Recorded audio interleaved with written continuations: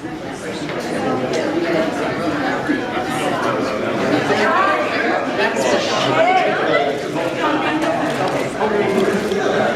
sign is over there. Oh, you can hold it here.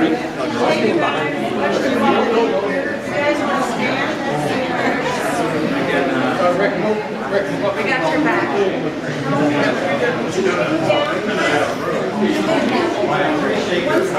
Go ahead. If I'm in your way, just... No, I need them to face forward. Okay. I can't help that. You talk. Because I want to,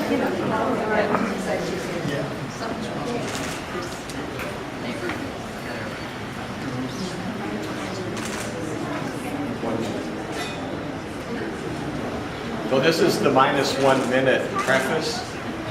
Thank you very much for coming. Please pardon me if I sound nervous when I talk sometimes. I'll be much more loquacious. I'll be much more loquacious during the Q&A. I will speak as loudly as I can and articulate clearly. I have a few copies of this. I can email it to anybody. okay, we good? Good to go. Time. Good afternoon. I'm Toby Thaler. I have been a resident of Seattle and an active member of the Fremont community since 1972. I've been a member of the Fremont Neighborhood Council for most of that time. I'm currently the board president. I'm also a founding member of Seattle Fair Growth. Fremont has a proud history of progressive innovation, including being the birthplace of Seattle recycling. Thank you, Armin Stepanian, anybody who remembers him. And the Fremont Public Association, which is now Solid Ground and fled to Wellington. In the 1980s, coming out of the booming recession, one of Seattle's booms was underway. The city government decided we needed to increase zoning capacity for housing, even though the zoning capacity at the time was far greater than needed to accommodate expected midterm population growth at that time. Fremont, Ballard, and other neighborhoods organized, pushed back against the city government, and we were able to reach a compromise with the city during negotiations. In the 1990s, development and growth pressure from the first tech boom continued. Pressure from neighborhoods led to the creation of a nationally recognized neighborhood planning program. Thank you, Jim Deers, Mayors Charles Royer and Norm Rice. Even so, affordable housing continued to become more difficult to find. The Central District's gentrification was well underway and resulted in the wholesale displacement of the heart of Seattle's African American community. Since the brief pause of the Great Recession 10 years ago, Seattle's boom continues faster than ever. Housing is even more unaffordable. The homeless population rises with the rent. Transit and traffic are abysmal. Unfortunately, the city government under Mayor Ed Murray decided to impose a top-down solution to these problems rather than working with communities. Neighborhood planning is defunded in the current city budget. Neighborhood engagement consists primarily of chaotic charrettes. A truly inclusive process could determine how Seattle's neighborhoods will accommodate a rapidly growing population and how the impacts of that growth will be mitigated. Such a progressive and empowering process was forsaken by those who occupy this building and the tower across the street. The city needs to carefully define its proposed land use actions to meet policy objectives with the lowest possible impact. The purpose of the State Environmental Policy Act, SEPA, is to facilitate this process by requiring that the negative impacts of alternatives be explored. The city has failed to do so. We residents are left with SEPA appeal to push the city to assess those impacts and devise mitigation measures and seek better alternatives to accompany the city's proposed wholesale upzoning proposals. Our request is simple. We are asking the hearing examiner to require the city to honestly evaluate the problems that citywide upzoning is expected to solve and to devise a range of alternatives that includes lower impact measures actually capable of meeting that policy objective. We all agree housing affordability and the quality of life in Seattle are at great risk. In fact, they have already been significantly eroded. We want the city to work with all interested people to develop solutions with less adverse impact on our communities. It is time for the city of Seattle to stop promoting policies that encourage more gentrification and displacement. Thank you very much.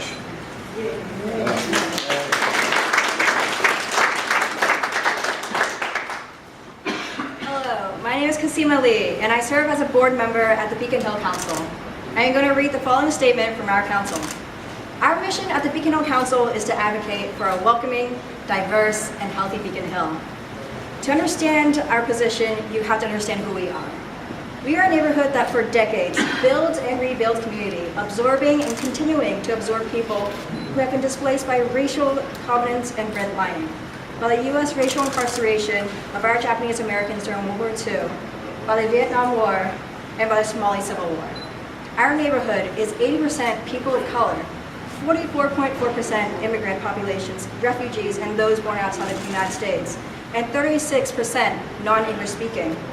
1 out of 5 of our Beacon Hill residents are poor. Our position is simple. We want a neighborhood that has a balanced mix of market rate, affordable, low-income housing, and rentals as reflected in our 2011 Beacon Hill Neighborhood Plan.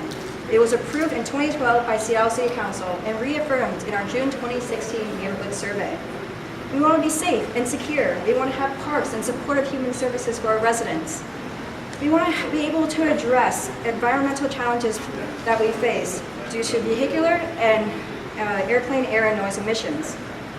The city's aggressive drive to increase housing development capacity without regard to our neighborhood plan has increased housing and rental costs, accelerating our neighbors' displacement in the Beacon Hill area. Our own board member, Esther Little Dove John, has lived under the threat of eviction since summer of 2016. Her 2-story apartment building in North Beacon Hill has been slated for demolishment, with a new 4-story 42-unit apartment building with units ranging in size of 244 to 435 square feet. We looked to the draft environmental impact statement to document the anticipated impacts of MHA redevelopment, the alternatives to consider, and necessary mitigation in our neighborhood. It was extremely frustrating to find that the final EIS is silent on the specific impacts of MHA on Beacon Hill, as well as the alternatives considered and mitigation provided. In good faith, we commented and brought up our unique issues, such as being a neighborhood that is constantly used as a cut-through to get between freeways and major arterials, and increasing noise pollution from increasing aircraft flights. The city states that our comments have been noted. However, the final EIS was not amended nor mitigation provided for our specific issues. And for these specific reasons, we joined the Seattle Coalition for Affordability, Livability, and Equity to appeal the final EIS and to advocate for our neighborhoods. Thank you.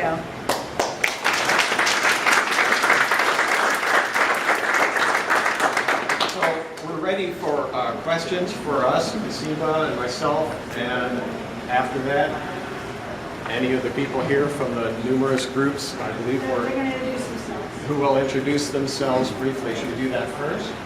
Couple questions. Couple questions? Any questions? Mr. Thayer, you mentioned in your talk, you mentioned lower impact measures. What would be examples of a lower impact measure would be? Okay, one of the purposes of the upzones, the purpose is not to increase density or housing supply per se. The purpose of the upzones is to generate revenue under the Mandatory Housing Affordability Program for construction of low-income housing. An option that doesn't require destruction of existing affordable housing is for the city to allocate funds to construct that housing without doing the upzones. The problem we have is not enough revenue flowing towards construction of housing. So what is the alternative for generating that revenue? I'm not an expert on the city budget. However, it is clear that there is a lot, it's a how many billion-dollar budget? I would actually prefer to defer to Sarah Jane Siegfried on the revenue stream sources. The decisions are made by the city council. Right, we've been advocating for... Closer to the microphone. Right. I'm Sarah Jane Siegfried from Seattle Fair Growth, part of the coalition, and we have been advocating for the commercial business tax, the head tax that is still before the city council, and a lot of that would be dedicated to building this kind of affordable housing. Another alternative would be to have higher fees under the MHA program for the commercial program. Part of the deal, the grand bargain, was to allow the commercial downtown developers off the hook. They get a very low percentage. If you look at New York, Boston, other cities, they have much higher percentage. Another problem with our program is, in comparison to other cities, it's not a true inclusionary zoning program. The statute explicitly allows the city to require low-income housing on site when projects are developed, and other cities use that provision, and other states with similar laws, to require the housing on site. The Fremont Neighborhood Council, for example, goes to Capitol Hill Housing to get subsidized low-income housing in our neighborhood, but the city doesn't require developers to pay enough or have a high enough percentage for there to be any of that low-income housing in our neighborhood. That's why the word inclusionary was dropped by Mayor Murray early in the process. It's not a true inclusionary zoning proposal. Okay, can we go down the list, go down the row now? So starting over here, we're going to each introduce ourselves and why this group joined. Hi, I'm Myra Latozic. I am Vice Chair of the Beacon Hill Council of Seattle, and our group joined because we are concerned that our neighborhood will lose affordable housing under this plan, that the gentrification will continue from what we've seen in the past several years, and that it will exacerbate, and we will lose the low-income population that now lives in Seattle. Okay, briefly. My name is Steve Zemke. I'm chair of Tree Pact. We live in the Emerald City, but the Emerald City is losing its trees and tree canopy because of the rapid development that's going on. The city council and mayor have not responded with an updated tree ordinance, which would help address this problem for over 8 years now. So we're here because we need action to protect what's part of makes Seattle a very livable city. South Park is to be included here. For the last 20 years, I've seen developers completely disregarding existing land use laws, often with the support and encouragement of land use planners from SDCI. And given the absolute lack of trust I have with the city's enforcement of current land use laws, I just can't imagine how much worse it's going to be once they implement this latest move of theirs. Kim Barnes, representing the Westwood Rocks Hill Arbor Heights Community Coalition. We've attended HALA meetings and outreach meetings, and we have expressed concern for displacement and also infrastructure concurrency. I'm Christy Tobin, presser of the West Seattle Junction Neighborhood Organization. Our desire is for true collaboration between the city and our neighborhood in a way that our neighborhood can help shape how and where we accommodate density in a way that preserves our existing affordable housing, reduces displacement, and increases livability. None of those things are present in the plan on the table.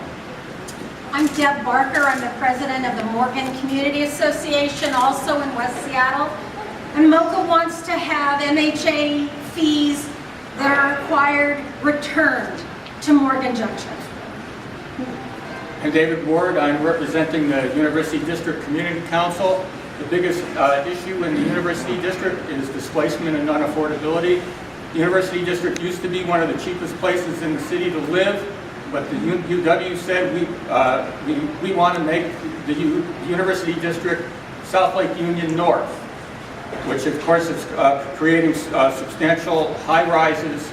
One of the developers in the U District said that it would take an income of $80,000 a year to live in the U District, which is $30,000 more than 70% of the people in the U District make, which is causing significant displacement there. My name is John Stewart, and I represent the Bennecowan neighborhood. We support all of the issues raised in the appeal, and we'll be filing our own appeal today also. I'm Bill Bradford. I live in the Jackson Place neighborhood of the Central District. We're concerned about the displacement of people of color and low-income people. The proposal upzones almost 1,000 single-family homes. What we're seeing in the central area is the replacement of these homes with $700,000, $800,000, $900,000 townhouses. This does not create affordability.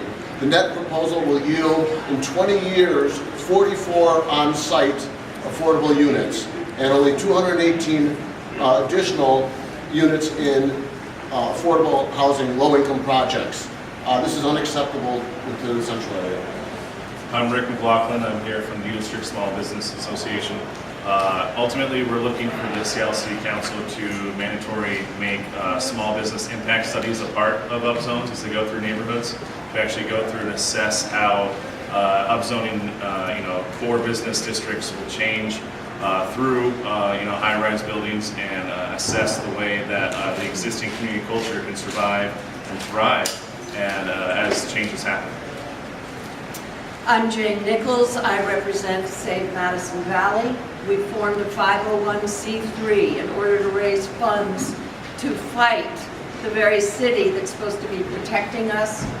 Specifically, our issue is a forest, an urban forest, 14,500 square feet of urban canopy that will be simply clear-cut to make way for high-end rise apartments and a mega supermarket. Generally, something is wrong when there's this many people. We joined because something is so wrong in Seattle now that this many communities have to band together to say, stop, listen to us, we're the people of this city, the neighborhood.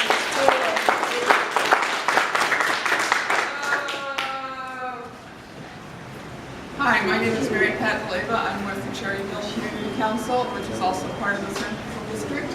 And we're very concerned about gentrification. We're already seeing it in our community, and it's completely changing the whole makeup of our neighborhoods.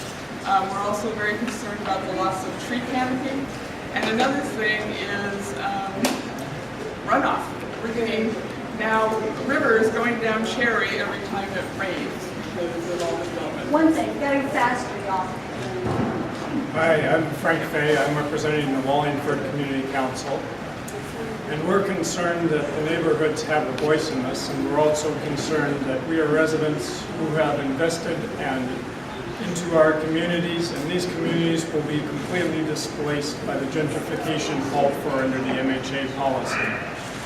The only beneficiaries of the MHA policy are the developers who get money out of it.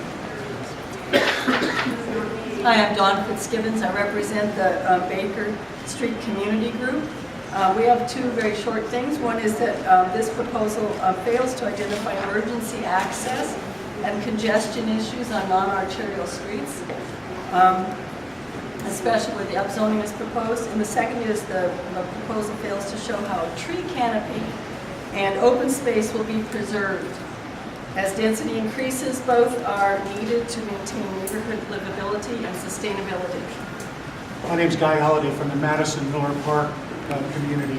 I'm here because the city's plan incentivizes the destruction of affordable housing in our neighborhood, driving our neighbors out. We want more affordable housing in our neighborhood, not paid to be built somewhere else. I'm John Lisbon, president of Seattle Fair Growth, and we're just very proud to be here today to have brought this coalition of neighbors and communities together. We are not proud that we have to do this appeal.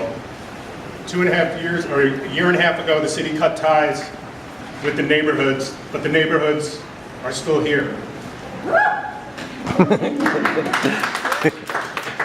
All we're asking for is a fair assessment to work with the city as partners in mitigating and working with them to manage the growth, the unprecedented growth that Seattle's going through. I'm Steve Dunphy with the East End Community Council. Like many others, 60% of our residents are renters, and we feel that the upzone will displace existing affordable housing that is in our neighborhood now. Gary Clark, a Capitol Hill resident and member of Seattle Displacement Coalition. Our sign says it all. Thank you.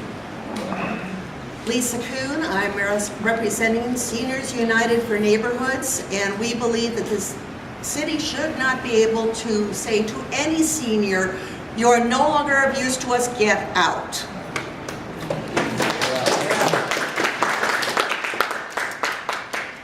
I'm Denise Durr from Citizens of Architectural Diversity, and we believe that density plans must respect, preserve the unique architectural and cultural identities of Seattle's diverse neighborhoods.